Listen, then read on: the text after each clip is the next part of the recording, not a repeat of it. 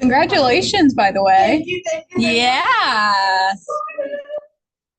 My husband dropped his dumpster off over there yesterday. I was like, look at that. The Stewart dumpster, there'll be a Stewart sign in the yard. Look at that. The Stewarts are dominating. Dude, Stewarts are dominating. Our dumpster has been rented out every week this last 3 months. So that's a We'll do it today. We'll do it today. look at it and see.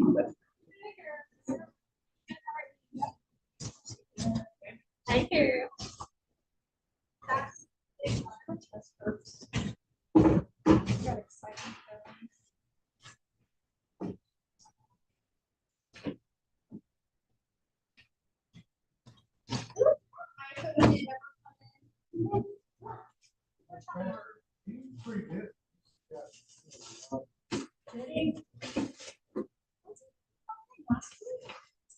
Well, the original day he was supposed to come in got pushed back.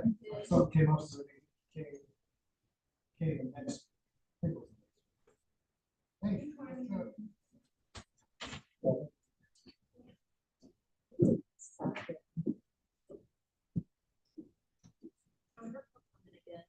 I think you say. I would love that because I got a new iPhone for that reason. Because my old one, when I updated it, was shit itself. So I got a new phone and I was like, I need that iPhone dude to tell me what to do.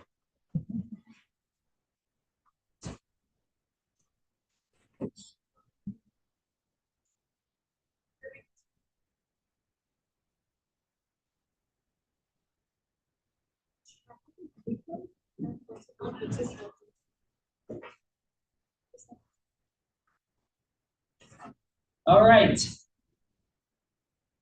Sorry for the way I am. Don't ask me to dance. Normally I dance in class. I ain't dancing today. No YMCA for me today. Oh no, what'd you do? I went to the doctor and I have a procedure done every 6 months, and today just happened to be the day that they chose to let me do it. Was it done your 30 days or something? No, it's You don't have to explain. see when men get over 40, Yeah, they're absolutely. yeah, it's my little pellets that they get right here. Yeah. Women get them too. Yeah, they do. What is it? They're little pellets. They're testosterone pellets that I get inserted every 6 months. So it's like slowly savings your body throughout 6 months. Oh, I think so. I take supplements too, but it's I'll tell you what, it's a massive game changer. I'm just saying just for like my mental health, my focus. Dude, I literally told myself. Yeah. Yeah. Yeah, because they're about the size of a grain of rice. Yeah, and there's 9 of them.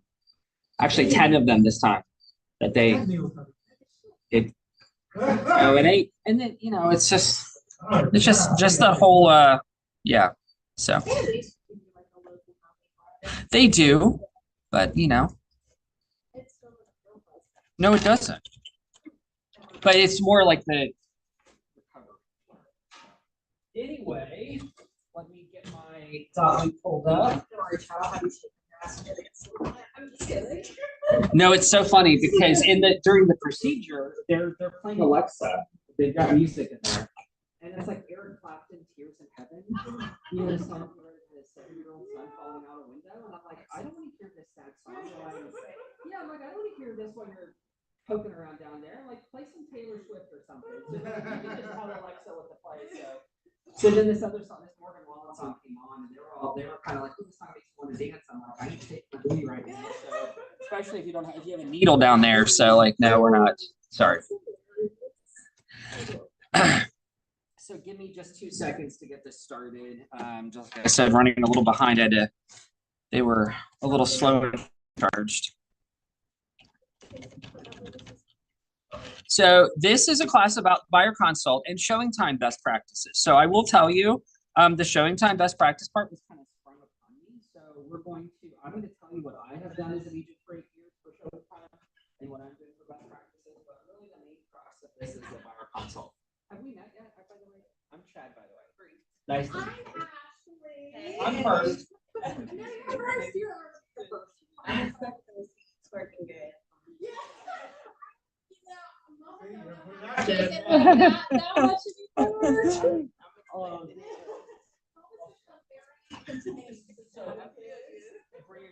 going tonight? Yeah. Are you going to the party tonight?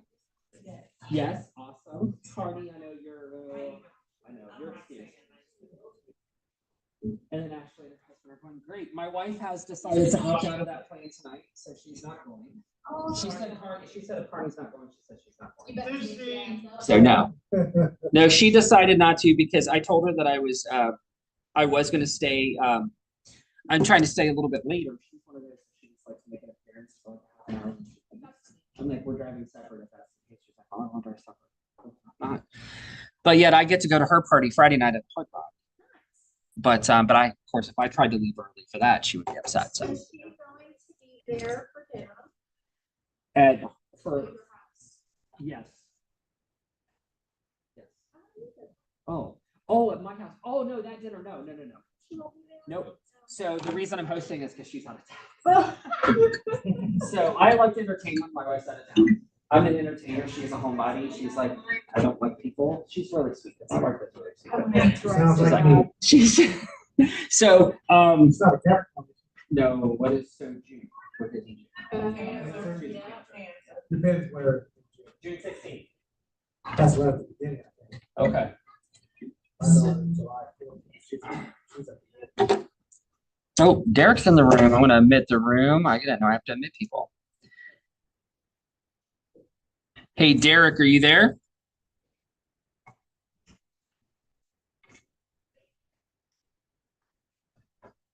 Oh, Oh, when hi. you show for showing time, when you show how to link, like, how to use, like, somebody did it before, I can't remember how to do it. Like, when you've got like 2 or 3 showings that you know where the like map the course for you.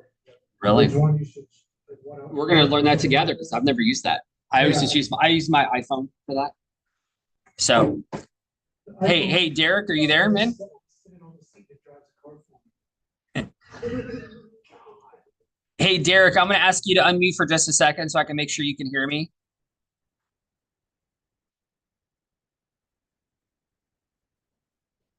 Oh, he can hear me. He's texting. Okay, so just to let you know, this is going to be I don't have a presentation for this. It's all going to be as long as you can hear me. I'm going to be presenting up at the TV. So I appreciate you joining. Okay, so I can do this. I can present. I can share my screen. Share this. So we are going to be sharing the buyer representation agreement. So this class, which I've been asked to teach, is about buyer consultations, which is my jam. So buyer consultations are not anything that are abnormal in this industry. They have been around for a long time. It has always been a best practice to have a buyer consultation until August 17th, but now it says, okay, you have to have a buyer consultation. So it kind of went from best practice to, hey, now you have. Yes. It's mandatory to the effect that you have to present the representation agreement to your buyer, and the best environment to do that is a consultation. Now, we understand in our industry, it is not always feasible to have a scheduled buyer consultation. It will happen very often where you get a new client that calls you and says, hey, I want to see this house now. You know, it may be a lead that just called you and says, hey, I'm driving by this house, I'm going to look at it. You might have to do something on the fly, but we're going to sort of put that on the back burner for now. Those kind of on the fly, immediate opportunities, and we're going to focus on the opportunities that you actually have to schedule a consult with your buyer. Now, Carney, I know you've heard this a couple of times because I've done this presentation before. This is a little bit more in depth for my. Okay, awesome. So this is a little bit more in depth than what I've done for my coaching agents. So for Derek and for Bree, I will introduce myself and Derek. My name is Chad Stice. I'm the productivity coach here. I'm also an agent, recently capped agent, by the way. Hey, Got to get that in there. I'm excited about that. Thank you. And they've asked me to, of course, present buyer consultations. It's something that I'm very passionate about. Even at my previous brokerages, I was one of the only agents in the brokerage that actually scheduled buyer consults. I would train the other agents on how to do buyer consults. Now, I will tell you this. your buyer consult should have a little bit of personalization to you. Oh, okay. And the reason I say that, you're going to have certain things that you have to communicate to the client.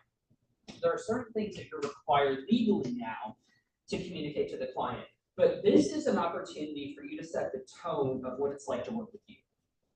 And that's really important because actually this past weekend, this is the first time I've ever had a buyer that I've talked to on the phone say, hey, we're going with another agent. And I was questioning myself. I'm like, what did I say? Did I say, and I was asking for feedback, like, hey, tell me what I said or what I could have done to earn your business. Turns out this other agent, he's like, oh, I'll just cut my commission. Oh, So my response was, if he's so quick to give away his money, what makes you think he's going to take care of your money? I kind of left that there. And the thing is, because of this new change in our industry, commissions are something that actually are more prominent in the conversation during the buyer consult. Used to be, we would just kind of talk about, oh, we get paid when it closes and it's worked into the deal, it's paid by the sellers. Well, if we really think about it and we play semantics with it, it technically is paid by the seller's proceeds, but who's the one bringing the money to the closing? It's the buyer. So we really want to sit here and have this debate, like, oh, this is the sellers, this is the buyers, it's both kind of. But now we're specifically clearly stating out how our commission is structured, because now we're obligated to tell our clients, hey, this is how my commission is paid out. And so needless to say, a lot of agents that have been in the industry for a long time were very, very, very scared of this change. So just to kind of brief, history of it, a couple of people got together, they were kind of ticked off with the way that their transactions went selling their houses, and they blamed the realtors for it. So they're like, hey, we're gonna sue. This caught a lot of steam, it caught a lot of traction, it became national news. I think realtors became a scapegoat for high interest rates, for unaffordable housing. We sort of became the one that people came after. We were the straw man that the federal government, this is not getting political, both sides were guilty of it. This happened in 2 different administrations. Basically said, hey, we're gonna go after realtors because it's their commissions that are making home ownership unaffordable. And so throughout all of this, the Department of Justice got together and said, okay, between the Department of Justice and the National Association of Realtors, we came up with this compromise. They see this as a compromise. For us, at the time, we kind of thought, okay, well, this kind of sucks. We have to do this now. Now we actually have to say that our commission is negotiable, but guess what? It always has been. It always has been negotiable. Before August 17th, I've taken cut in commission with buyers to help them get a deal. After August 17th, I've done the same thing. But statistically, after August 17th, realtors are making more money. And I think the reason that realtors are making more money now is because we're bringing our value to the table. And I think the ones that are still in the industry, now they expected 33% or 1/3 of them to leave the industry after August 17th. That has not happened. The numbers have been more, I think, around like the 20s. But I think the ones that stuck it through are the ones that are working harder. So this agreement that we have to get signed now is actually, I feel, one of your best friends. Yes. How do you go about, I've been a listing agent most of the time. Okay. I have a buyer that when I first met with him, he was out on my listing. And he was like, well, I want to see how you work first. And I'm like, okay, that's fine. So we just do every 30 days. Okay. How would you go about that? So for Derek, and if anybody, let me make sure nobody else has joined us on Zoom here. Hold on, let me make sure. Okay, good. Okay, Derek was saying we're good now. Okay, thanks, Derek. So the question, brief question was, she's primarily done the listings. What if she has a buyer that's interested in one of her listings, and they basically want to give you a trial? They want to see how you operate before they. To answer your question briefly, is we have property specific. We have property specific agreements if it's just pertaining to your property, or we can do a short. There's no set amount of time you have to make your agreement before. So you can always do that. Now, again, we'll kind of go through a little bit more Q&A and kind of discuss maybe best practices for handling situations like that. No. Ask the questions. No, I want you to feel comfortable asking questions. So, oh yeah, I'm used to her all the time. So, okay, so yeah, so Derek can see my screen, which is great. I'm gonna close this out, see what hopefully he can still hear me. So this is the exclusive buyer representation agreement that the Cincinnati Area Board of Realtors, or now called RAGC, the Realtor Alliance of Greater Cincinnati, and their attorneys put together saying, hey, this is compliant with what the DOJ said we have to do. So this is the agreement that you're going to have to, between this and your consumer guide to agency relationships. Those are the two things you have to get signed before engaging in a relationship with the client. So what does this agreement look like? Well, if you've written a purchase contract before, you kind of see that it is kind of laid out the same way like a purchase contract. It's already going to start off with basic information you have to put in. And that first piece of information is saying, hey, who's this agreement among?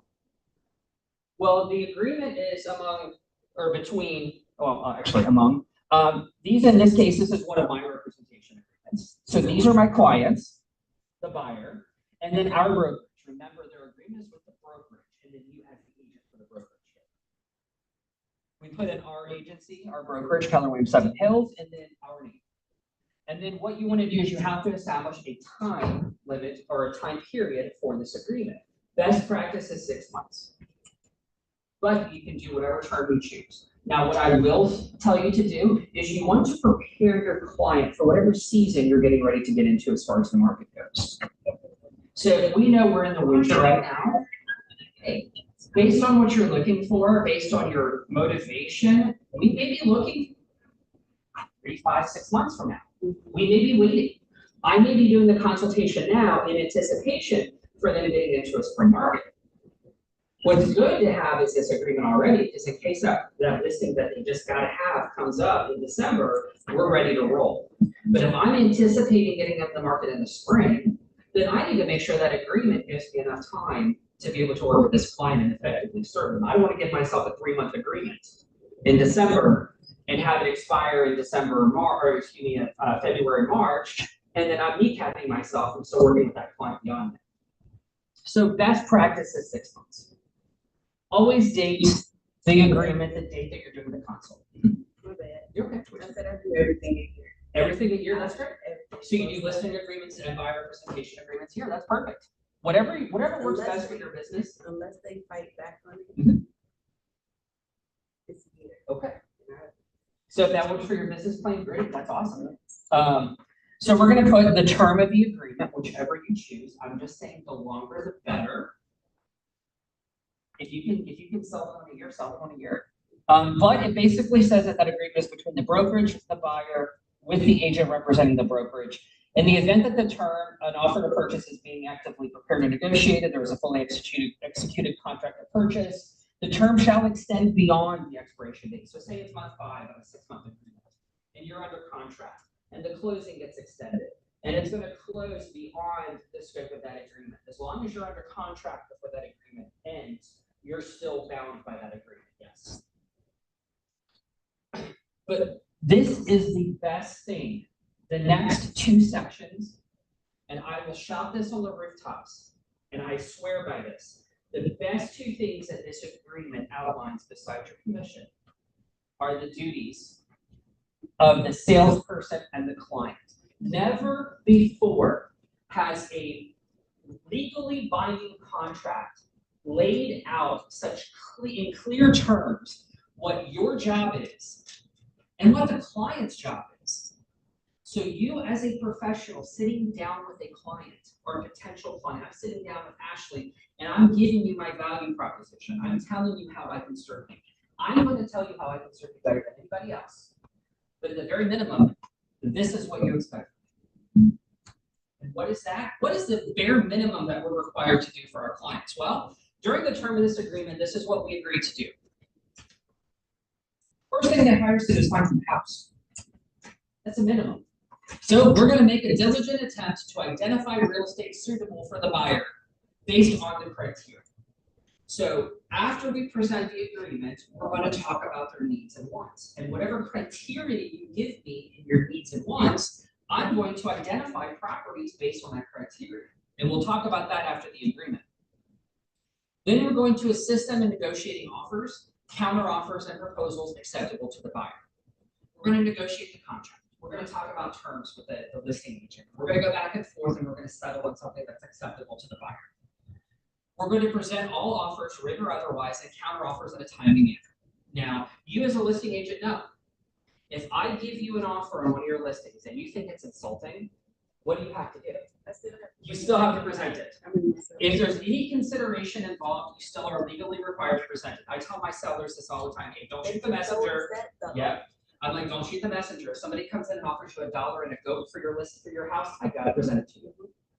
I feel like we are waitresses. Yes. That's the way that I feel. I like that. If your I like food that. is nasty, we get shit. Yes. If the food is good, we don't get shit. We don't, but we don't get Then it. they don't, Yeah. we don't do as good. I totally love that. But we have to present all offers and counter offers. And, you know, of course, we're not going to present an offer to our buyer, but we are going to have to present them if the offer we present is counter. And we have to give that to them, even if it's insulting. So Carney's dealing with it right now. Of course, fortunately, it's a computer he's bidding against, but, you know, he's got an online portal where he's bidding on a property, and hey, they look at an offer and they put in a counter offer, and that counter offer is insulting compared to the offer they made. And it doesn't seem like they're really kind of negotiating really well, but hey, we still have to take it back to our client. We're going to keep their information confidential. Okay, so any confidential information we receive from the buyer, we're going to keep it confidential unless we're legally required to disclose it. From a buyer perspective, there's very few instances where they're going to tell us something that we're required to disclose. But if there are, then we have to make sure we disclose that. Otherwise, we're keeping everything confidential. If we have any knowledge of material facts about the property that we're looking at, we have to disclose that to the buyer. So Celeste, who's in my coaching program, she is under contract for a property. She has previously sold this property. So she has bought and sold this property 3 times. Same house, 3 times. Now, if she had done this before and known that there was something physically wrong with the property that she knew that the seller didn't disclose, she would be required to disclose it. So we have to disclose all facts to the property. We have to account for all of our money. Now, I'm telling you as an agent, the less money that it changes your hands, the better. That is why we have a nice, handy little automated link for earnest money. So if your client is under contract and you have to put up earnest money, send them that link through their phone or through the computer. Let them do it. It goes straight to the brokerage and you don't touch it. We should ideally never touch money, but if you get an OG client that wants to write a check, great. I'll take the check for you. We're going to drop it in that box, and we're not going to touch it any further than that. We're not going to hold on to it. You're not going to do what I did a couple years ago, forget it in my car for a couple of days. No. We're going to follow any lawful instructions by the buyer. We owe our clients loyalty and obedience. But obedience does not come at the cost of the legal. So any lawful instructions they give us, we have to honor. Any illegal instructions they give us, we do not. We are going to advise the buyer to obtain expert advice related to material matters when it's necessary or appropriate. Remind them, I have a lane that I stay in. My lane is an agent. I'm not a lender. I'm not an inspector. I'm not an insurance agent. I'm not a contractor. I'm none of that. I'm an agent. And I will do my job for you, but if you need anything else outside of that, I'm going to give you to an expert that's in that field. And then we have to exercise reasonable skill and care in representing the buyer and carrying out all the responsibilities of the agency relationship. When they sign this, they have an agency relationship with us. We have to honor that, and we have to do the best of our ability to carry that out. So we also have to remind them that we have to comply with all requirements under Ohio law based on the license that we've been issued, our code of ethics, and federal and fair housing laws. Number 3, this is even better than the number 2, because this tells the client what they have to do. Grow up. I said number 2. I was gonna let it slide. You know which ones know me really well, because usually when they say duty or number 2, they know that I'm about to make a joke, but no. I just let it slide. Hey, this is on Zoom, y'all. Come on. No, but this is great because, like I said, your job is laid out, but the buyer has a job to do too. And this is great because it's here black and white telling the buyer what they need to do. And it's up until August 17th, this has been really no part of a buyer representation agreement. And now it's basically saying, hey, I'm gonna promise to do my job, but in return, I need you to do this for me. And what is that? Well, you need to say, first of all, when you have the opportunity, you identify yourself as being represented by me. You tell anybody that might have an interest in getting you as a client or selling you a house, hey, I got an agent, I got Chad, he's my agent. So we have to let the client know that they need to immediately identify themselves as a represented buyer of our brokerage and me as an agent. At any time when communicating or about or viewing real property, including but not limited to attending an open house, visiting new construction, talking with a for sale by owner, or to any other licensee. So if your client decides they want to go to an open house on a weekend, they're gonna walk in, they're like, hey, got an agent. Right? Or they go to Fisher Homes or Ryan Homes or Dries Homes and they walk in and they talk to one of the salespeople, they're, hey, guess what, I got an agent. Yep, put their name right here. You're calling, they see a for sale by owner. Great. Let them know you got an agent. Better yet, when you get that information, call me and I will call the owner for you. So we're telling the client they need to do that. Also, if you're up at 2 o'clock in the morning and you're browsing Zillow.com, don't click call agent. First of all, don't do that at 2 o'clock in the morning anyway. But I'm the agent that will answer the phone. it depends on what zip code. Oh, you know, you want the Zillow on the. It's this phone ring. Oh, you're talking about anytime. Yes, Oh, yeah. because at 1 o'clock in the morning, I'm on my laptop doing everything while the kids are. Well, asleep. we're gonna So talk about that in a minute. So, but you shouldn't be clicking on call agent if you're on Realtor.com or Zillow or Truly or Redfin or anything like that. So what are you gonna do? You're gonna get somebody else, and that somebody else is gonna try to get you to sign another agreement. And you're gonna see a property back. Yeah. So if you communicate immediately at the consult very clearly, look you in the eyes and say, do not call the agent on the website. Do not click the button. It's so easy. It's so inviting. I just gotta click it and it'll dial the number. Guess what? It ain't my number, so don't call it. The buyer agrees to cooperate with our brokerage and licensees in dealing with it. Basically, they're gonna say, hey, if I sign this, I'm gonna cooperate. I'm gonna do everything I can to make sure that you are compensated and that your job, you're able to do your job, and I'm gonna make sure that I do hold up my end of it. And then they're also giving us the ability to disclose to the seller their ability to purchase the real estate. That's basically saying, hey, I'm a sender for pre-approval. You're giving me permission to share with the seller and the listing agent the ability to purchase the home. Then they have to confirm that they have not entered into another agreement with another agent. Now, there's been a little bit of back and forth. So say, for instance, first of all, if you're looking at Kentucky, anyway, because I can do Kentucky and Ohio, but say you're looking at Indiana, and I'm not in Indiana, so you need to go find an agent in Indiana. Well, technically, you would put that you have entered into an agreement with another agent, and then the best practice would be to mark it up and have an initial it saying, buyer also represented by agent in Indiana. And what I would suggest doing is reaching out to that agent and working with them and let them know, hey, I got him on this side of the river, you got him on this side of the river. Yes. Okay, so you're saying for my current client, I reached out to a Kentucky agent, she sent me a few listings, we didn't go look at them. But if we were to, she would need to sign the current agreement that we have. So you're saying, so you're in Ohio and they're in Kentucky? No, just kind of Kentucky.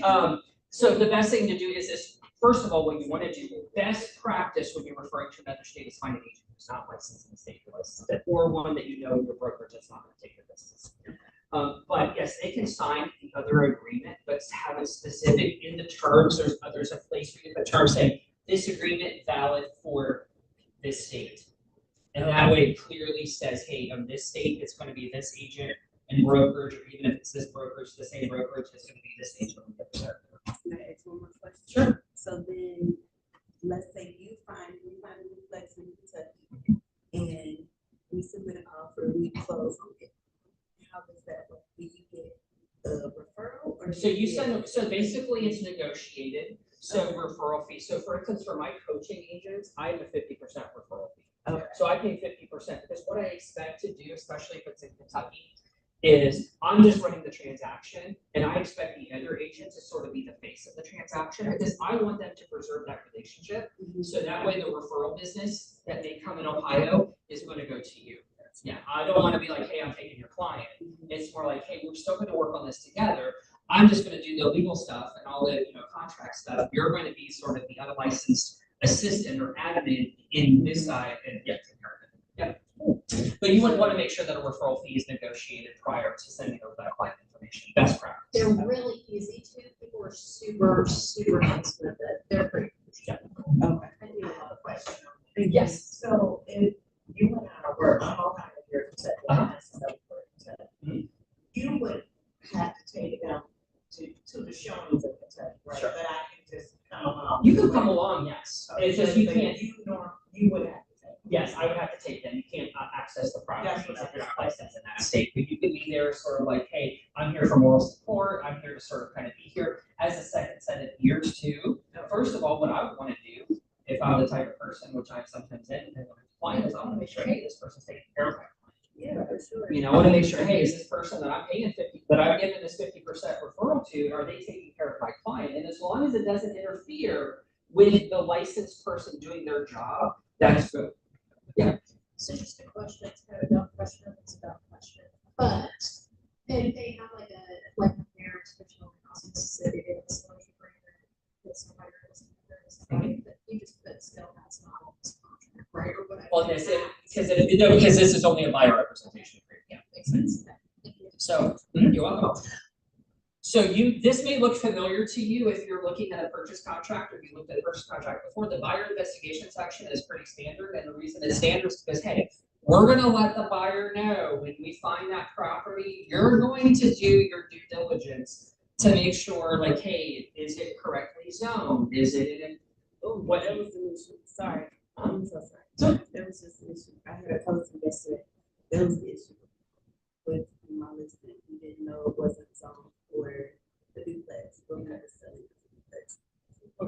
It is important. It is important Do to you know. just find that on the auditor Yes. website? Yes. Now, what I try to do when I'm a buyer's agent, especially this is really because Emily has been dealing with this with land, I give my clients the resources they need to get the information they need.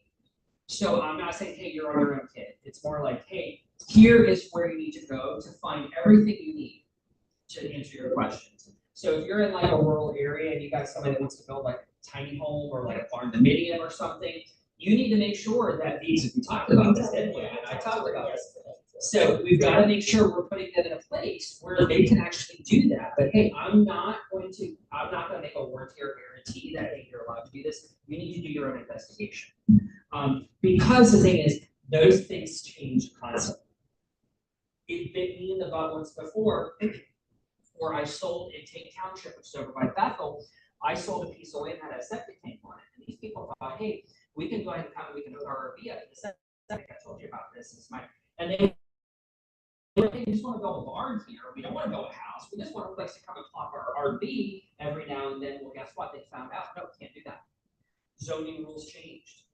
Actually changed right around the time they purchased the property. So they didn't turn around and resell it because they couldn't do what they wanted to with it. So while we're doing our negotiation, we're identifying the property, don't take too much onto yourself to where you're putting yourself in a position where you're going to be the one looking like responsible if it doesn't go the way they need it to. So we have to give them the resources to be able to answer their questions, but without directly answering questions for them. Absolutely. So just like, hey, we need to make sure that they are looking into the zoning, the school district, the use of real estate. They're supposed to do their investigations there. And then we're also saying that the licensed salesperson is appointed as an agent of the buyer under this agreement. The agency relationship is exclusive, meaning that the term of this agreement, the buyer will not appoint another real estate agent. Again, going back to them, don't go find another agent. I got you. Fair housing. Very common in all of our agreements. We've got to say, hey, we are not going to violate fair housing rules. Here's one I would love to talk about a little bit more in depth because this is something that you may encounter with buyers. I've encountered it once. I've told the story. Carmen and I've heard it before. Ashley, you may have heard it, but I will tell it. This happened before August 17th. I had buyer representation agreements with both of my clients already. but my previous buyer representation agreement did not have this clause in it. This clause is called the contemporaneous offers clause. So a contemporaneous offer is basically saying, hey, I may work with two separate buyers at the same time. Roxanne and Ashley both are looking for similar properties. There's an opportunity where you might want to put an offer in on the same property Roxanne's putting an offer. I've got to disclose, hey, just to let you know, I'm allowed to do that. If you're not comfortable with that, I'll refer one of you to another agent. Happened to me last year. You couldn't have asked for a more ironically crazy situation. I had two of my best friends. One recently divorced, single guy. I was listing his house. The other was the dad of like literally my best friend, known them for years. So my best friend's dad and mom.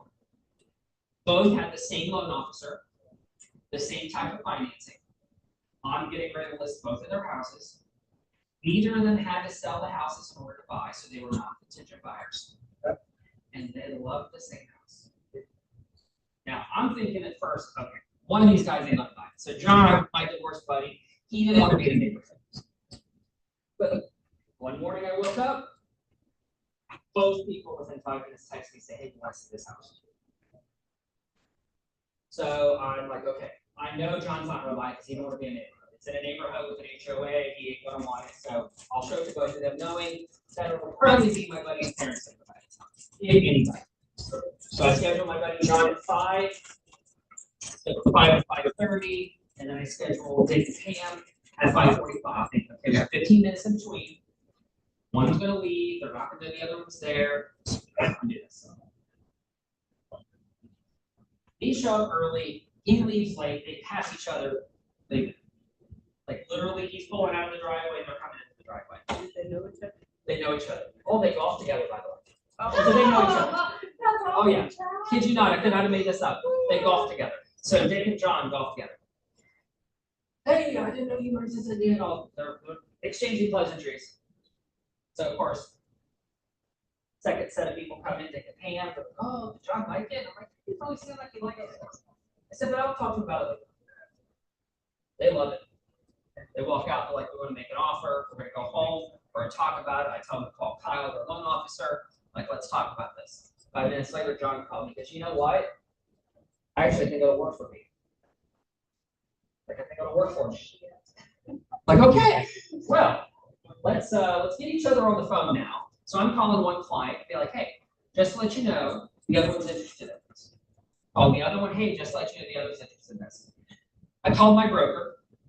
She didn't answer. So I'm thinking, okay, how should I deal with this? This is kind of a hot market, and it's going to go fast. And I'm thinking, how do I deal with this? So finally, I come up with a solution. I'm like, listen, everything is equal. Their financing, their situation, their budget, it's all equal. I'm going to tell them, hey, I'm going to advise each of you to do the same terms. Closing date, post-closing occupancy, closing costs, all of that, do the same. You tell me what the most you want to pay for this house is. You tell me what the most you want to pay for this house is, and I'm just going to put it on. I'm going to put it on the contract and send it over. That's all I could do. I never lost more sleep that night than I did, or in my life than I did that night. But you know why? It worked out. But it stressed me out. So my buddy John, the one that I didn't think would want that house, ended up getting it. He got it by $1,000. You put in a By because $1,000. you can't really suggest an offer. Nope. because Nope, that's the only thing I can do. One to go up, And one that's- to go back, so you couldn't. And suggest that's an the offer. only thing that, and so what thankfully what worked for me is that I knew the listing agent. And I called and I'm like, John, his name was John. I'm like, John, I got the situation. I'm like, you saw that I put in 2 showings today. I said, 2 different clients. I said, I'm writing 2 offers. And I said, literally, I'm going to send that, like, I'm going to put them together in one download and send them at the same time. So you can't even say one came in before the other. Like, I'm trying to make the playing field as level as possible and do everything I can to not give one an advantage over the other, except for the price. And I asked him to do me one favor. I said, because I know they had other showings that day. I said, please do me a favor. Put out a call for your highest and best offer. So sometimes agents will put out a call for your highest and best, saying, hey, we just want your highest offer. We're not going to negotiate anymore. We're not going to come back with something like whoever's got the highest offer is the one that's going to get it. and it worked. But I would tell you in advance, since this is in the agreement, to put, highlight this, just say, hey, there is an opportunity for me to possibly have a contemporary lease offer, or someone else that I'm working with that has an offer for a property. And if I notify you that one exists, you can choose to be referred to another agent. If you're the type of agent that doesn't want to be in the situation, what I'm gonna do is I'm gonna say, Bree, I'll give you a 30% referral fee. If you, or, give me a 30% referral fee, I'll send you this client so you can work on this offer. If you get it, you just pay me 30%. Okay, so we have to explain, not accept. You just want to just highlight it. You don't have to spend too much time on it, but it is part of the agreement that I do think bears explaining. The chances of you being in this position are probably like 1 in 100, but it happened to me. So I hate to see it happen to y'all and be in the same situation. Now, here is the real crux of this agreement, and that is commission. So we are talking about our compensation. So we have to remind them, that's why it's in black. Did you get it, Bernie? Oh, did you get it? Oh, it looked like you were walking in strut. I thought maybe you got an offer. Oh. I just picked up another buyer. Good job, dude. So we have to remind them that broker fees and commissions are not set by law. They are fully negotiable, and they may be paid by the seller, the buyer, the landlord, the tenant, or a third party, or by sharing or splitting the fees and commission among brokers. So that's basically saying anybody who could potentially be paying our compensation. My food here.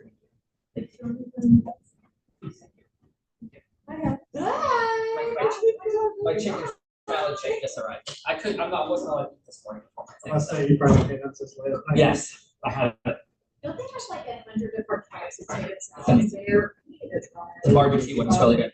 So this is where we put out, hey, see, and really important, we put our number here. Now, why we are allowed to amend this agreement, what we put here is very important. Don't put 2%. Don't put 1%. Don't put 1.5%. Don't put 2.5% here. Put 3 in here. And the reason I'm telling you to put 3 in here is because if you get in a position that you're being offered, say you put 2 in here, but you go put a contract on a house and that compensation being offered is 3%, you can only take what's in the agreement. To put 3. Do what? Yes, very specific with new construction as well. Yep. So You guys know, like, your people are gonna go through construction, and you kind of know, like, the limits of new construction, that they're gonna pay you out, like, $4,500 to the max, with all of them. Put $4,500 in there. yes, and just get a new agreement, and you see, here's the thing. Best practice is not to do this, but if you know you're getting ready to get into that, then have the agreement reflect that. Because what you're going to do is there's a potential for you to get audited, and they're going to want to see which agreement did you have in place prior to viewing this property. So if you went and put an offer in on a new construction and got it accepted on December 10th, but your agreement is dated December 11th for $4,500, and that doesn't jive. So question, sorry. Okay. So if I like did an agreement 2 months ago, but then now we're looking at new construction, if I say, hey, let's do a new agreement today, just in case. Like, Well, it depends on who you're working with. Yeah. So the thing is, Fisher offers 3%. Dries offers 3%. MI, whether it's a custom home or it's a spec home, will be 2 or 3%. Ryan is $3,500 or $2,500. So it depends on the builder. Now, if you're engaging with the builder and you find out, hey, we may be going with Ryan, get an agreement in before you do a contract with them. So just redo your. Redo it, Okay, yes, that makes me yeah. feel better. And that's gonna be better than going back and altering the agreement and going back and forth and changing things around, even though this is amendable. So, yeah. In this case, you're gonna put the buyer shall pay the buyer brokerage at closing an amount equal to 3% of the gross selling price of any acquired real estate with a non-refundable retainer fee, if any, to be applied towards compensation that's payable at closing.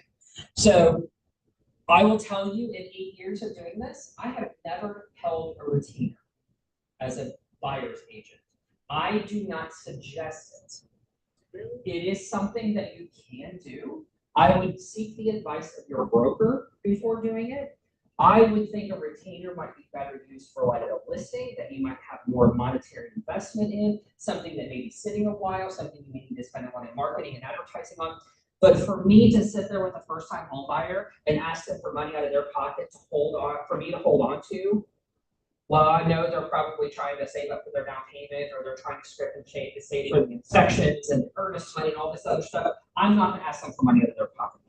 I know, I always use it as, especially if it's somebody that I'm just meeting, I use it as a plus, like I'll say.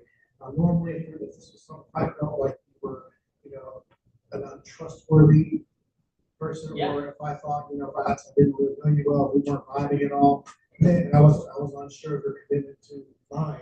Then I might, if I was worried about you, like skating off in the middle of the deal or something like that, if I had any of those reservations. Yep. I might charge you a retainer Yeah. fee, but I don't feel like that. I think we're good. Yeah. I'm just gonna wait and wait. So there, And yeah, put a zero. now you're presenting us something, hey, I'm not gonna make you do this. I Right. could. Right, I'm not that's why gonna I'm make you do like, it. I love that. I love that. They're like, Because really? I'm you're like, making yeah. it seem like that you're giving them a special little deal, because hey, it's in the agreement.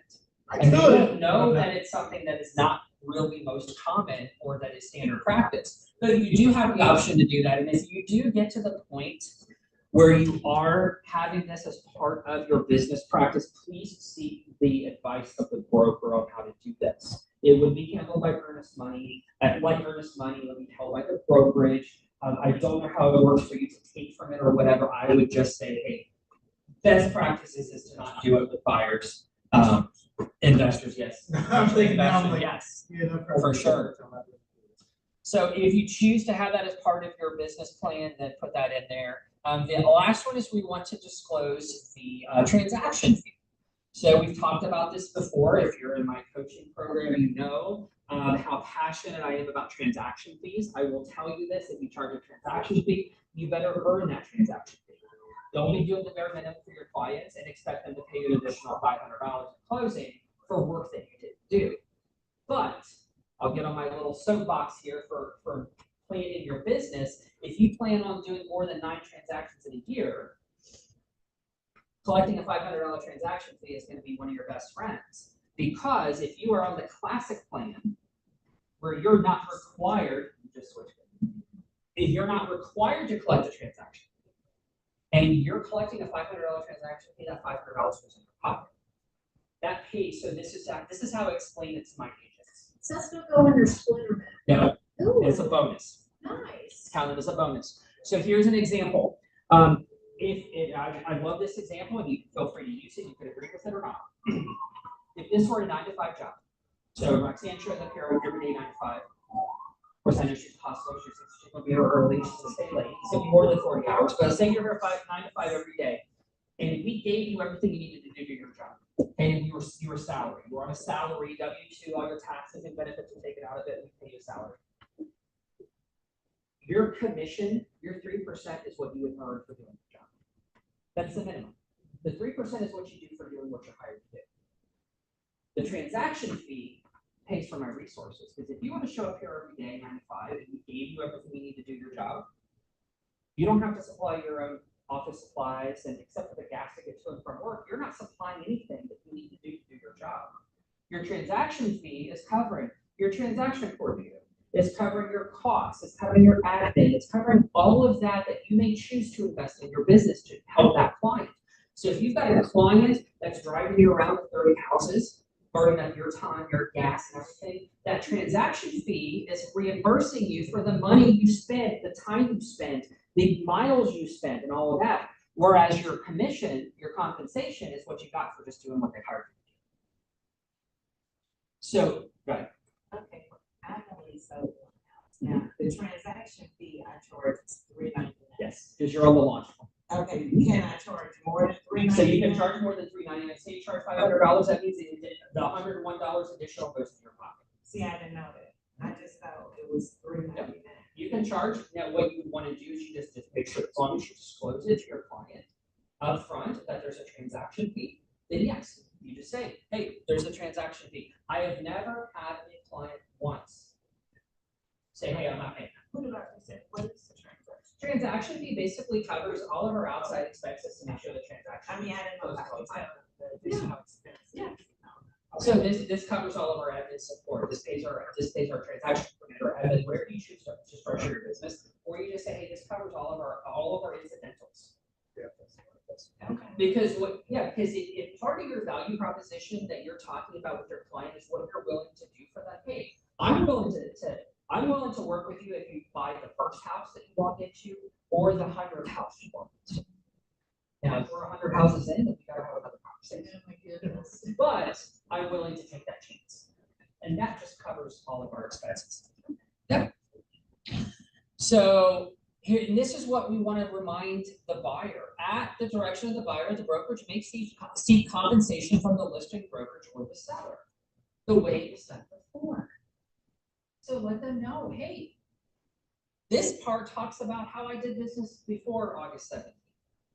We went to the seller, the listing agent, and sought our compensation. That hasn't changed. What has changed is just the fact that I'm required to put this in. Okay. And then we want to make sure that we let them know that this agreement will extend beyond the termination of the expiration of this agreement if you choose to purchase a property that I showed you. So I take Ashley to 123 Main Street, and she's like, "Oh, this isn't for me." And then our agreement expires, and then she goes the day after our agreement expires, or up to 90 days after our agreement expires, and she goes and buys 123 Main Street. I showed it to her. I'm entitled to that compensation, that commission, that compensation. So this protects me. Because if I did the job and identified that property for you and I went and showed you that property, then daddies get paid. So if the seller fails to close with no fault on the part of the buyer, compensation may be waived. Basically saying, hey, if we don't close, you don't have me. You only owe me when we close on your property. If the purchase between the buyer and the seller fails to close or be executed because of any default on part of the buyer, with the exception of the contract of purchase contingencies, compensation will not be waived. So you're, Ashley, I'm going to go back to you. You're buying 123 Main Street. You've got financing. You've got an inspection. You've got other contingencies. And you're under contract with this property. You tell the seller, hey, I'm pre-approved with this company. I'm going to finance this. I'm going to get the inspections. It's subject to an appraisal. All those contingencies are met. And 2 days before closing, you just say, hey, you know what? I'm out. The seller can sue you. And guess who else can sue you? Now, I ain't going to tell this to a buyer sitting here the first time. I'm not going to scare the crap out of them and say, hey, I'm going to sue you if you do that. But I prepare them for the fact. This is what this means. If you back out of it, not only will you lose your earnest money, not only will you have a pissed off seller who may come after you, but you got me in mind too. So one of the best ways to present this is basically say, hey, just like a purchase contract has contingencies, outside of those contingencies, if something happens and you back out outside of those contingencies, I'm still owed my commission. Jared does that class with like the bombs in there, like. Get out of it. Yeah, Yeah. get out of that. All getting off the contingencies. So. It's a very beneficial class. So we have to remind them also that electronic signatures are allowed. This is also in the purchase contract. It's also in the listing contract. We are allowed to have electronic signatures collected. Also, we have to, and this is really important, we are indemnified against any liability if we repeat information that we believe to be true that is given to us by the buyer or the seller. So we're not responsible for anything if we're given inaccurate or incorrect information. And then they're acknowledging this agreement. Very common boilerplate verbiage there. And then they sign, we sign, and then you have an executed buyer agreement. So best practice is when you're sitting there with your client, your potential buyer. Now, first of all, now we talk about the actual setting of a buyer consultation. Well, we've got just a couple here. So let's talk about, where do you like to do your buyer consults? I've done, like, people that I have, that I know somewhat, usually at their house. I usually say, where would you like to meet? Where would you feel comfortable meeting? Is usually what I ask them. And so I was like, oh, just come by the house. I'm like, okay. Okay. Did you feel comfortable? So for your buyer consult? Yeah, Okay. so like the one I did today, I know this guy kind of a long time ago, but he was one of my mom's students. Yep. For sale, plus he's been in my dad's church. Uh-huh. I didn't remember it, like, even looking at his Facebook, I'm like, I know I've seen it before, I know I've seen it in church or something. So until he walked in here today, I'm like, yeah, now that I saw him, like, not in the picture, I do remember seeing you at church, I do remember that. So we met here. The girl from Cleveland, Erica, we met it up in there. Yep. So I just really. It's just based on the where person, they feel the most comfortable. Well comfortable. I usually don't like to tell them, I like to ask them, but they can tell me what they're doing. So the week of Christmas, you're meeting Jay, your first official consult. Where do you think you're meeting? She wanna meet us like. Have a nice glass of wine. Right. You're beautiful too, by the way, and I love your hair. So, Beautiful. You're welcome. And when she said that, I'm thinking, oh, Lord, I'm gonna have to pay Two But I words. will. Two words. Right off. Okay, I will. True. Business Two lunch. words. Right off. Business I lunch. was like, I said, can't wait. She said, I said, okay. As soon as I heard that, I said. We gotta get you another deal before then, so. And I did talk to someone else today, Transaction. but we haven't decided on it. I said, discuss it with your wife, Love that. so we can. Awesome. What about you, Ash? Same thing, Same really. thing. I just kind of asked for the comfortable. If I don't know them now, I'm gonna prove Okay. them. Just. And that's the thing. So there's different, it's a lot cheaper.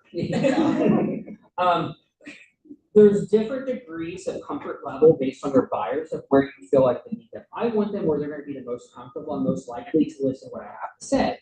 Now, full disclosure, my previous buyer consults were always at my office at my previous brokerage. It was a nice office, we had a presentation room, big screen on there. I'd show them what the MLS search looks like. I'd show them everything, but that was before I was legally required to, give them a consult and have them sign the agreement, even though I still have them sign the agreement.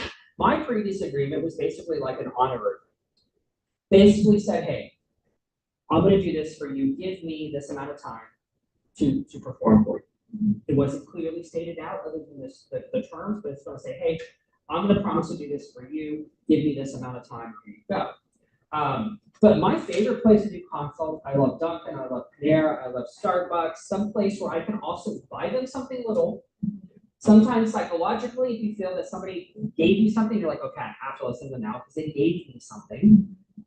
They gave me a glass of wine, they gave me a latte, they gave me macchiato, whatever, but I sit there and they've got my attention.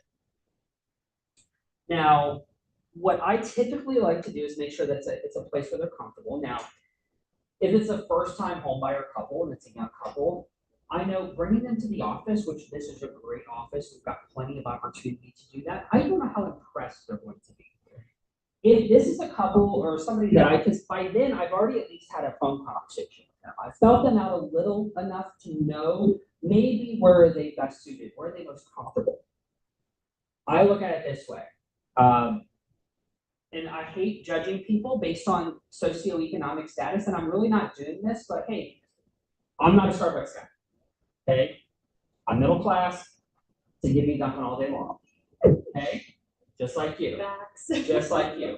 Starbucks, a little stuffy, a little hippie for me, that's not my thing. But if I'm talking to somebody, I feel, hey, they're gonna buy better at Starbucks, if they're more comfortable, more in their element, great. But if I could find another Dunkin' person, I'm there at Dunkin'. That's it. But I'm trying to gauge where I feel, based on the conversation, where I feel they will be most comfortable. Or Panera is always a good backup as well. But if it's somebody that I feel, hey, they're new to this process, they're probably scared out of their brains, anxious, excited, nervous, all the feelings that you get when you're ready to buy your first home. And I don't know, bringing them into an environment like the office may be where they feel the most comfortable. But if it's somebody who, hey, I really need to impress this person, I really need to come correct because I feel this person may go with another agent. If they don't see that I've got my A game, then bring them into this office, give them the tour. We call it the power walk. Show them what this office can offer. Hey, guess what? I'm walking in, or Ashley's walking in, we're walking into the conference room, look over here. Hey, here's our in-house lender. Keller Loans right there, and on this other side, hey, this is my coach. And then here's our nice conference room. When we close, I always like to say it's when we close, this is where we'll be. Then give them the tour. And then set them in the conference room and give your presentation. But let's just say it's like your Dunkin' people, your Panera people. Always want to meet them there, greet them, buy them their coffee, and then we're going to sit down. There's one of two things that could happen before this consult. Either they've already come, they're pre-approved. They've already got a lender, they've already got financing, they've already got that secure, or we need to get them pre-approved. Now, most agents do not sit down with somebody until they've been pre-approved. At the very minimum, what you should do is if you've had a good opportunity to talk to this person and they don't have a lender, you need to get to know them enough to know who they need to go to. So as agents, best practice, if we really want to be compliant with law, we need to have multiple referral partners as a user lender. So I can't just send all of my business to this one person. I need to have 3 as a magic number. I got 3 lenders. For my first-time home buyer couples, my young people, my ones that I think are probably that they're going to click with another millennial. They're going to be the ones that are the texters, not the callers. I got my guy code. I got my maybe higher net worth people, the ones that have bought and sold a little bit, that are just kind of cut and dry. They're the 9-to-5 business people. They're the ones that are like, hey, I'm going to call you to get the business done. I'm going to shake your hand. It's a deal kind of thing. That's my Kyle people. My people that I know may not want to be contingent if they have something they got to sell in order to buy. Kyle's got a great program for that. He's also my commercial guy. He's also my van guy. And then I got this kind of one, I don't want to call it a throwaway. I want to call it like my backup. This is like my B team right here. Somebody who I know is always going to knock it out of the park. But maybe the person that I'm like, okay, if these other 2 can't get it done, this is the person. My first 2, why are these my first 2? And you might know this, Bree, having a good lender. My lenders, I want them to send me business to. I don't want this to be a one-sided proposition. So my first 2 lenders are when I'm sending people to, I'm like, hey, I want to know that when time comes and they got a client that's not represented, I'm the first person to think of. That's why my first 2, I know, especially in Kentucky. Those 2, all day long, twice on Sunday, all my business comes from them, or all their business in Kentucky goes to me. So that's the importance. But when we're talking with our buyers and we're assessing their needs and we're talking to them, we're pre-qualifying them. So when we have that first conversation, when we're setting this appointment for the consultation, one of our first questions is, have you talked to a lender? Have you gotten pre-approved? Where are you at in the process? Now, I talked before about staying in our lane. I'm a firm believer in staying in our lane. We are best served with our clients when we let them know we don't know their financial situation. We don't know their credit. We don't know their income. We don't know their debt. We don't know any of that. That is going to make me more effective in working with you, Ashley. If I don't know that you had a charged-off credit card 3 years ago, but your lender does, I don't need to know that. And I take comfort in that. My buyer should take comfort in that. We've got a situation right now with one of my agents who's kind of feels that she should know everything that's going on in the financing side. I'm like, guess what? You don't. If it affects your contract that you wrote, if it affects the material terms of the contract, other than that, you don't need to know. Because 9 times out of 10, your buyer is never going to meet that lender. Sometimes they show up to closing, that's great. But they're going to feel more comfortable being open with somebody who's a voice on the phone. Sometimes lenders go to closings. Who is always at closings? Title companies? Title companies. Okay. So let them know, hey, I'm going to send you to a lender if you don't already have one. And by the time you got that referral for the lender, you think, okay, this is who I think they're going to jump with. You shouldn't already determine who you're going to send that client to until you take the opportunity to get to know them just a little bit. Say, oh, you know what? This is who I think you should go to. Because then it seems like, you know what? You're taking the time to know who I am a little bit, and then you're saying, okay, I think I'm best fitted with this person. That way I can't be accused, oh, well, Chad just sends all this business to this person. Mine is more like, okay, I think you're going to fit with this person a little bit. Yeah. How did you go about figuring out who your main lenders would be? So Story of the month. They're all asking them that, like, how do I find my people? I don't. So this is a little outside. Derek, thanks for sticking with me, Derek. I hope you can hear everything that I'm talking about. So Derek's chilling. I love this. But she asked a good question. How do you go about finding those lenders? So I'm a big proponent of working your neighborhood. So my buddy Kyle, who I became friends with after we did a deal together. Long story short, my previous brokerage at Reagan McKinney, he was the lender on a client's deal, and the deal kind of went south. It closed, but it had some issues. Now, the bank made a mistake. Now, when you say the bank made a mistake, who's the face of the bank? It's a loan officer. So he took the brunt of it. He handled it like a champ. He took ownership of it, he fixed it, he knocked it out of the park. And I'm a firm believer in, hey, I'm not gonna go with the person that doesn't make the mistakes. I'm gonna go with the person that makes the mistakes, but owns up to them and fixes it and does a good job of taking responsibility for it. And I thought, man, this deal kind of went south, but I saw the way he handled himself. I believe in his bank, I believe in his products, and you know what? I'm gonna give him my next good deal. So my next good deal was the one that I gave him, and he closed within 2 weeks. He was responsive, he was communicative, he was there, the buyer loved him. He knocks out of the park. I'm like, dude, I want to do business with you. We ended up realizing we lived in the same neighborhood. Our families got close, our kids got close. We do life together. He's a great friend. I know he can call me anytime. And he knows I'll answer every time. I know he'll answer. When he's got issues, he'll talk them through with me, and that's what I want. My other lender was somebody that just solicited me. It's like, hey, you'll notice lenders are always wanting to take out lunch. They want to meet with you. They want to formulate these relationships with you. At my previous brokers, we were discouraged from doing that because they only had one lender that they used, and that's it. Very toxic, but still. And so I had this one lender that reached out to me, wanted to have lunch. I'm like, hey, man, sorry, I can't do it. My broker said no. So when I left there and came here, first call I made was, hey man, I see you on Facebook, I see you on social media, you're killing it, you serve your clients well, they like you. I needed somebody that can connect with younger clients. And so I met with him. He said I was the first agent that bought his lunch. Usually us agents, we like free lunch from lenders. I bought him lunch because I felt bad that I couldn't have lunch with him the year before. And he's the one that said, hey, when you're licensed in Kentucky, he goes, I got business for you because I got nobody down there. And so first deal that I did in Kentucky just a couple weeks ago was his sister. So if I know a lender sending me their sister, then I know, hey, he trusts me. Right. And we're doing a couple more deals together. So that's how I found them. And always set the expectation. It's going to work most likely 10 times. You're going to send them a lead. Maybe 1 time out of 10, they're going to send you one. It will happen, but get that relationship nurtured. Another thing that I know I've told you and Ashley and Hardy this, is I'm a big believer in being a cheerleader for your neighborhood. So what neighborhood do you live in? That healthy, great. Find a local credit union or regional bank. Somebody, not a big bank, don't do Chase, don't do PNC, because PNC stands for Probably not closing. yes. Probably not closing, no Fifth Third, no Chase, none of that. See, I train well. Find a relationship that you can invest in.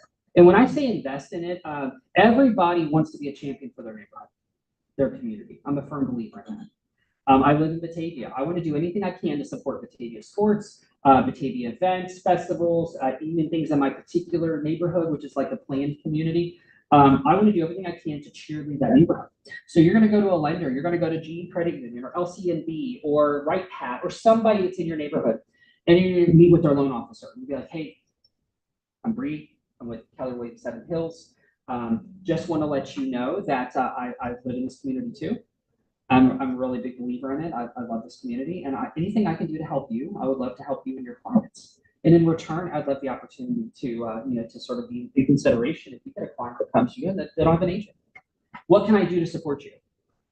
Maybe they have an event coming up that they need help with. It doesn't always even mean a monetary investment, because 9 times out of 10, your banks are going to have more money to give in. They need hands. They need extra help. What can I do? What are you passionate about in this community that I can help with? And that's how you build that relationship. And that's how I did with Guardian as well. Kyle's with Guardian, and I'm just saying, hey, how can I help you? What are you all passionate about that I can help you with? Especially if it's something I believe in. So yeah, that's a great way to nurture business. And a lot of these lenders, like for instance, Guardian, they have LCNB has it, GE Credit Union, a few of them have it too. At the first of the year, they have welcome home grants.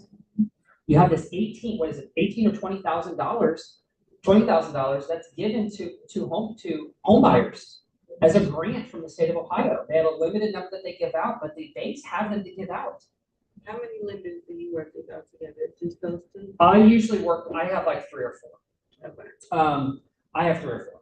I have some that I know if need to be creative, need to be kind of like a little bit more, nuanced with what they're willing to do within the bounds of the law. I've got one that I'd be like, okay, we need some creative stuff here. We need the ones that are going to put on their thinking caps and be like, okay, well, we need their income to look like this, so you need to move this money here, move it here. They're not thinking anything, but they're basically saying, hey, we need you to just, especially with self-employed people, do I make it work. So, and some have more flexibility than that. But typically I have like 3 or 4 that I work with. So what you're doing is when you talk to that buyer and you're setting the consult, you're pre-qualifying. Because if I'm not going to do right by a buyer, if they're calling and they're like, yeah, I just graduated high school on the job. Well, you know what? I'm not a lender. I will gladly give you over. But, maybe, and then we need to have that conversation. Maybe we need to look at renting. I look at rent because I can help you rent. Don't ever turn down the opportunity to help somebody with a rental. Really? Yes. I'd be like, Oh, yes. You know why? Because you're playing the seed. all of those people, they are on Section 8. Nothing against it, because You know what? But Right, like, But here's the thing. How many people rise out of that? not a lot that are Not a on my lot? Facebook. Okay.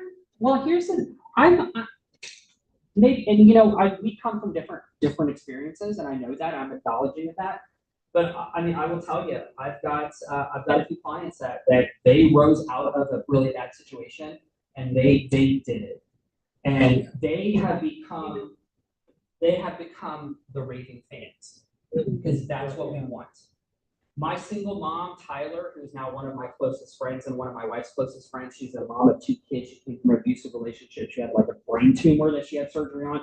She had like her sister got murdered. She had like all this stuff happen to her when she came to me as a lead. And she came to me from a lender because this lender called me one day from cross country mortgage, like, hey, you got this new buyer that came into us as referral. She doesn't have an agent, and you're the only agent. This is, I swear to God.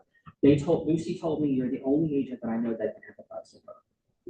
And I sat there an hour on Zoom during our consult, and I cried with her.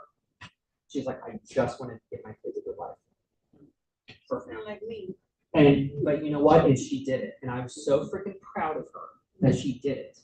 And now she is one of my raving fans. She is one of the 5 people that I gave Kristen, that gave her name to Kristen when Kristen interviewed me for this job. Mm-hmm. And I will, to the day I die, I will say how proud I am of her. So it will happen. Now, to what percentage of your business model do you want to dedicate to people that you feel may not high percentage of them convert? That's a good, valid conversation to have. But I would never write anybody off. So, those are the people that you want to have a first-time home buyer seminar with. Those are the ones you really want to break it down as easy as possible. Be like, hey, saving this much per day or this much per week, giving up coffee, giving up sodas, giving up a Red Bull. People are paying $4 or $5 a day for Red Bull. Yeah. Giving this up will accumulate this much money over this amount of time, and that amount of money can give you this amount of down payment, plus you pair it with down payment assistance programs or other opportunities for you to get almost free money to go out and purchase your own home. All you've got to do is follow this. Find yourself a lender that believes in that too. You do it. Caleb Tabor with First Community. Yep. He's really good. So, don't want to get too far off. Thank you for sticking with us, Derek. So I don't want to get too far off the topic here. But the 3 things that I always tell people that you need to have in your buyer consult is you need to, actually, we'll do that after. We'll do that after. Sorry. No, Oh, sorry. That's okay. That's okay. That's okay. I just want to get through it for Derek's benefit. Yep. The 3 things we want to do, we want to inform, we want to educate, and we want to mitigate. And we want to let our clients know this is what we're going to do. I'm going to inform you. I'm going to inform you of what this process takes. I'm going to list it out from A to Z. And part of my buyer consult is explaining to them No, that's Part of okay, my I'm sorry. consult is to explain to them what to expect. This is gonna be a roller coaster of emotions. My job is to make this as the best experience as possible. When the highs are highs, I'm gonna celebrate with you. When the lows are lows, I'm gonna be there to absorb it with you. And prepare them. Don't think it's all gonna be sunshine and rainbows. We may walk in and get the first house we love and get it for the best price and have a clean inspection, have all this that closes on time. Great. I love it if that happens. But just to let you know, we may kiss a few frogs before we find your prince. And when that happens, I'm gonna be here to do it. I'm gonna be here every single step of the way doing my job. Now, like I said before, I'm a very empathetic person. If you're an empathetic person, let them know, hey, I'm gonna take this on with you. I'm not paying your mortgage. That's your thing. But I'm gonna be here and I'm gonna be here with you. I have had to wear many hats as an agent. I play referee, I play mediator, I play marriage counselor, I play financial counselor sometimes. I had this really sweet first-time homebuyer couple. They just got married. I met both of their sets of parents. They came from a really, really, really humble background. The fact that they were able to get it together right out of marriage in order to be able to buy their first home was amazing. And I congratulated them. Like, congratulations on getting your stuff together to be able to buy your first home when both of your families rent. So that's awesome. And then we get them under contract. And I get a call 2 weeks later from the loan officer saying, hey, we got a problem. Like, what's the problem? It's like the Brockman file. He's like, they said they paid off their credit cards. I'm like, yeah, they told me that too. That was why we started looking. Well, they started using them again. So I'm calling and I'm remembering, okay, these kids probably never had a financial responsibility course. I did. I was financially responsible. I didn't buy my first home until I was 40. Okay. So I'm calling them. I'm like, hey, Austin, Emma, we got a problem here. Did you guys start using your credit cards? They think of, yeah. I'm like, why? Oh, well, we just bought some groceries with them and we're just buying some essentials with them. I said, well, we told you to pay them off. They're like, yeah, you told us to pay them off. You didn't say we could use them. We couldn't use them again. So they thought they only had to pay them off for the sake of getting the pre-approval. And so I started to dig a little deeper. I'm like, okay, let me ask you a question. You're renting right now for $1,300 a month. You're getting ready to take on a $1,200 a month mortgage payment. Okay, so less than what you're paying in rent. But you're putting your groceries on a credit card. Are we having a problem? Because I felt that, hey, I'm not doing these kids a favor if I'm letting them walk into this house, because this house is going to get foreclosure in a year. I'm not telling them that. But I am trying to say, hey, we need to get in front of something. Because I may be the only person that's having this conversation.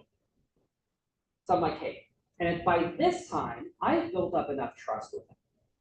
And I know somebody could walk in, the broker could walk in right now. Derek, you didn't hear me say this, and you're recording this. She may say, hey, my broker may say, hey, you need to stay in your lane. But, I'll tell you what, my fiduciary responsibility is my client. Right. I'm not a financial counselor, but if I can identify, I don't want to be seen as, hey, I'm just getting my commission and I'm letting these kids walk in to a deal that may be destructive to their finances and potentially their marriage. So I'm like, hey, let's just talk about this. Let's talk about budget. So come on. Why are we putting our credit cards? Oh, well, we just had some expenses. So I called the lender back. They're like, yeah, they had 11 credit cards. 11. And they were only supposed to pay off 4 of them. They were still keeping a few of them open. They had Amazon, they had Home Depot, they had Lowe's, they had David Bridal, they had all these other credits. And so I sit down and I'm like, hey, we've got to get something up. Like, we've got to identify, where can we do this? This was where I knew about Red Bull being $5 a day because they gave up buying Red Bull. So we sometimes have to do that. But what I'm letting the clients know up front is that I'm there with them. Now, I'm not going to say, hey, I'm not going to be intrusive. I'm not going to say I'm going to be intrusive into your life and I'm going to be doing all this, but I'm going to identify any potential issues that you may walk into. That's my job. Because I'm seeing them as a relationship, not a transaction. So my job is to mitigate any potential issues that might happen. And I'm preparing them for not only the benchmarks of the transaction, the property search, the contract, the inspection, the appraisal, and the closing, and how I fit into all of this. I'm letting them know that I'm here from there to here and then beyond. And that as long as they're happy, I'm happy. And they need to tell other people that they're happy. So they create raving fans. And so that more of those raving fans are made by coming to me. And I'm helping them. So I'm just setting those expectations. So when you're in your buyer consult, we've already talked about, we pre-qualified them. If they need to go to a lender, we're getting over to a lender. We have that information with us before we do the consult if we've already sent it to a lender. If not, if we think, okay, I need to get to know them a little bit better, but they say they got a good job, they don't have any debt, they got great, okay, I can be like, okay, let's have a consult, let's sit down. I'm sitting down, I'm getting to know Carney. Carney's talking about things that he likes, talking about his life, his situation, and everything. I'm like, you know what, I think he's really gonna find it. So I'm gonna sit there and I'm gonna talk about, hey, I'm gonna get you a referral for my lender who's pre-approved. I'm gonna put you in a group therapy for right now. I'll go ahead and do my buyer consult. We'll talk about this, we'll talk about the process. Because I kind of feel in my experience that as long as you're being upfront with me, and I'm not asking crazy questions. I just know you just graduated college, you got a job, and all this other stuff. I don't know your credit score, anything like that. But if you're telling me, which a lot of times clients won't volunteer that information, and unless there's a huge disconnect with where they see their credit at and where their credit is actually at, because they've been looking at Credit Karma the whole time, which is wrong. I have a feeling, you know what, it should be pretty easy for Kobe to pre-approve you. So I'm going to send you over to Kobe. I'm not going to tell them, hey, Kobe's going to pre-approve you, but I'm thinking, hey, they should be pre-approved with that. If not, then you may be a couple months away from it. They're going to put you on a plan and tell you exactly what you need to do. Maybe Kobe looks at it and is like, hey, man, you can buy now, but if you just made this one little tweak, you paid this one little thing off, you moved a little bit of money here, put it here, then in a couple months you can buy this amount. And we're consulting with that. So your buyer consult should have your pre-qualification, and then you're sending over to a lender if they're not pre-approved. And then we're going to talk about process. And the process is, like we said, we're going to identify the properties. I've already presented my representation agreement. So I tell you what I'm going to do, and then tell them what happens once you get under contract. Once you get under contract, this is what we're going to do.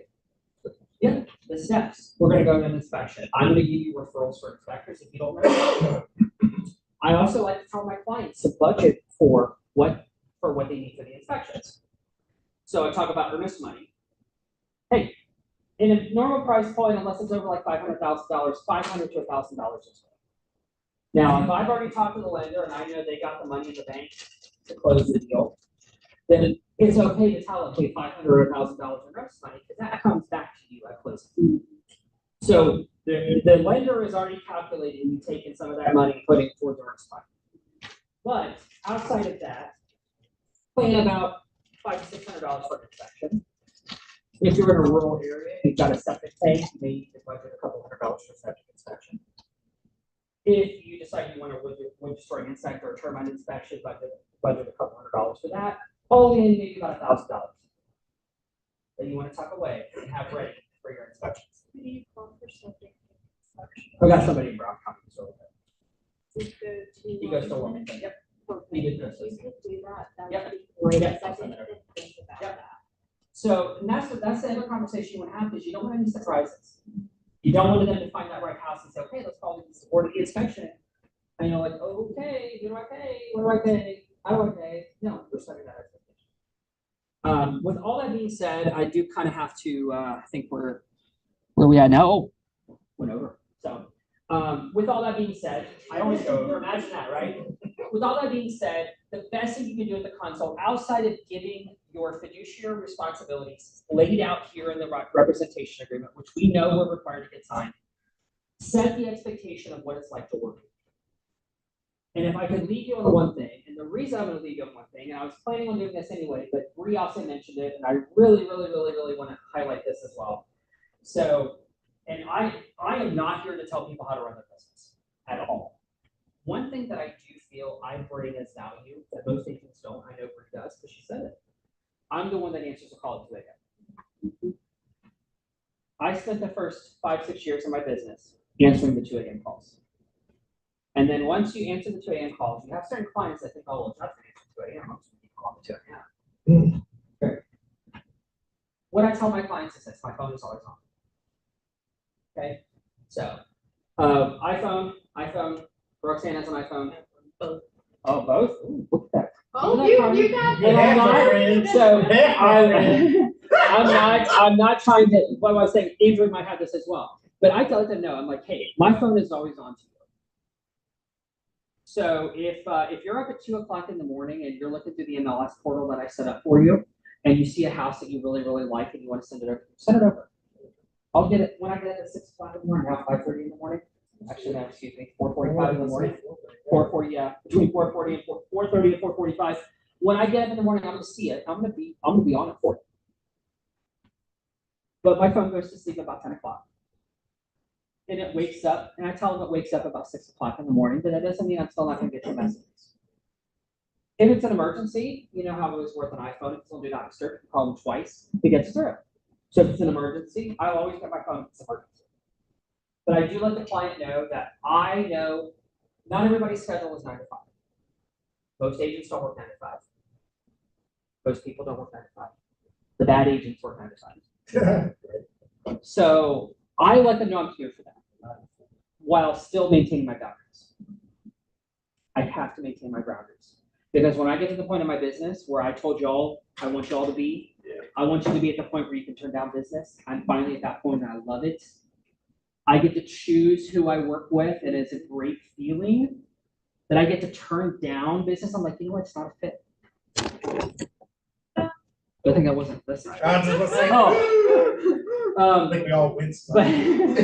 But you get to the point where you turn down business. But until then, you know, you're gonna answer every call that comes through. But you've got to set your boundaries. And it's really important. It is so important to take care of yourself as an agent and just set that balance. Like you, as my coaching clients, you know I'm always here for you. I try to be wherever I can be. I try to answer the phone when I can, but sometimes if that's not possible, what's the first thing I do? I'm like, I apologize. Yeah. I'm like, I'm sorry, I didn't answer. I'm sorry. But set that with your clients. Get to like say, hey, you know what? I'm going to pick up the phone at 2 a.m. when the call is necessary at 2 a.m. My conversation for my clients is I'm a single mom, and after 9 o'clock is mommy hour. That's when I'm on my laptop. I'm responding to emails. I'm still showing, and you might get a text message from me. Do you accept that? Love that. If you do, then no problem. If there is a guideline where you have a partner that's insecure, let me know. Yeah. I respect your cutoff. Like my wife will be rolling. This is free. Yeah, it's free. Like, and then I'm ready to whoop my ass and stuff, and I'm like, no. Oh no, you can take Chanel. So I like to kind of set that expectation because I know that's my time that I have to. And that's what you need to do because remember, this is part of the experience of working with you. This is how I operate. I want you to just know how I operate. Hey, clients know who I am. So when you sign that agreement, you know what you're getting. Yeah. You're getting a goofy 44-year-old who is never takes anything seriously unless the occasion calls for it. Massive Swiftie. Someone who is always who's going to be the one that I always want people to laugh. I always want people to smile. I do anything I can to make people smile and have a good experience. But when the time comes for me to be serious, I'm going to be serious. Mm-hmm. When time comes for me to be a bulldog, if you look at my Facebook, the client that celebrated her 1-year anniversary, she called me a bulldog. Most people don't think I can be a bulldog, but I'm a bulldog when I need to be. That's what if the time and if the time calls for it, that's what I am. And set the expectation. That's great because it's disclosing it up front. Yeah, this is what you're getting. Yes, I love that because I know everybody's not going to be a good fit. Not everyone. No. I like to tell them, like, I am a very raw, no filter person. Love that. I can be professional, but every once in a while, you might hear me say, shit, damn, or fuck. Like, every once in a while. We can bleep that out, Derek, if we need to bleep that out. Yeah. But, like, I'm professional. I'm going to fight for you. And as a woman, I like to get what I want. I want what's best for my client. So I'm going to fight for you. You know, so that's my whole. I kind of want to work with you. I did it today. There you go. We have exactly what like we get into this. I was like, when I call, like when I say, hey, I want to put an offer on this. Great. I will call you about an hour so we can leave here, get back home, open everything up. So now that I've told you that, I expect when I call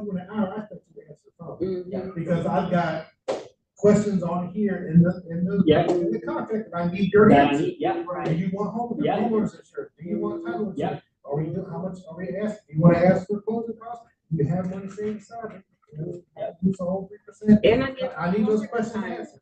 And he was like, oh, no, that makes perfect sense. I was like, because basically, I was like, that's gonna help me serve you better. If I don't have to sit here and wait for you to call back a day later. This is the It'll be expectation. too long. This is the expectation, yeah. And he was like, oh, and I love that, I love that. Great. There you go. That's what I said. Huh? Sure. So for me, I like to give out homework assignments just to see how serious people work. So I'm like, you need to write down your pros, your cons of each property. Write down your needs, your wants, and your delusions. Oh, let's talk about your delusion. You say delusion? Yeah. Okay. Your delusional, like if you could just have, for me, it would be that like old deep tub. I don't care what the condition is. Yes. The Like, cast iron one. Yeah, Yeah. starting to, that is like my delusion. I love that. When I'm home around, I think grass. So, So I like to write that down, and then if there's more than one person in the deal, I like to involve everybody down to the kids. Like, do you want to be able to build a tree house? Do you want to be able to have like a secret hiding room? Like, what, Yeah. you know? What do you, yeah, do you want a crime room, a timeout room, a state, yeah. Exactly, yeah. A dungeon. Ballroom. That's great, and actually, so I apologize, this is my first time teaching this as an actual class, normally I have coaching time where I can, I'm kind of unfettered. But that is another important thing that you brought up, is needs and wants. And so what I always tell my clients is, you need to know, and this is when you're really gonna identify, especially if you have a couple that you're working on, where there's a disconnect. Yeah. You're gonna, and this is what I kind of step in and be like, hey, I'm so thankful I'm getting to know you both. Don't know the dynamic here, but make sure you all communicate this with each other. Yeah. Because I don't want Mr. telling me, hey, I've gotta have this, and Mrs. telling me I gotta have this, and they don't drop it. And then I've gotta be the one to be like, oh, I'm sorry. That's where the homework assignment for Yeah. you is and her. And that's then exactly- the medium together. And that's exactly what I do as well, because what I'm doing with the buyer consultation is I'm telling them, hey, I'm setting you up on a portal. I'm usually bringing my iPad or my laptop with me, and I'm showing them what a portal looks like on the MLS. And I'm setting this up, I'm like, you know what? Two things. This automated system is going to be setting you properties that are match your criteria. But what you should expect from me is to me send you that property usually before the automated system gets sent to you. Or that you see it from them. Because I'm out every day and I'm looking at new properties at the market and I'm sending them over to you. I love to create a group thread. And one thing that I will tell you to always institute as a best practice if you're working with couples, don't deal with one or the other. Deal with both. You do have always. Only put on a group thread. Do not text. I'm not texting Ashley and I'm not texting Greg separately. I'm saying if Ashley and Greg are buying with me, I'm saying I love them. I'm going to put both on a group thread. That way, everything I say, both of y'all see. Because I don't want Drake happen. I know a lender. Kyle's got somebody as a husband and wife. He was talking with both of them. The husband has an OnlyFans addiction. Did you not? He was spending $1,200 a month on OnlyFans. Whoa! $1,200 grand or $1,200 a month on OnlyFans. And he says, "Don't tell my wife this." So if I have gotten both of these people as buyers, I am talking to both of them. Everything that I ask is asking both of them. And on the flip side, hey, Ashley and Drake, I am working for you and you. I'm not working for your dad. I'm not working for your mom. I'm not working for your cousin or whoever. I'm working for you both. Bring along whoever you want to a showing or an inspection or anything. But just to let you know, my responsibility is and setting that up front is so much better than dealing with it at a showing when Jim Bob shows up and gives his unsolicited opinion on everything going on. I thought you were very too much. Wait a minute here. So anyway, sorry we did not get into showing time. I could do one-on-one with showing time if we need to do that. Question? I was just gonna say thank you. You're welcome. For the- Would you guys back down? oh yes, we've got a party to get to. So I still got to go home and change. So Roxanne, I'm setting that up right now for you. Derek, nice to meet you, man. I hope you were understanding everything. Please reach out if you have any questions.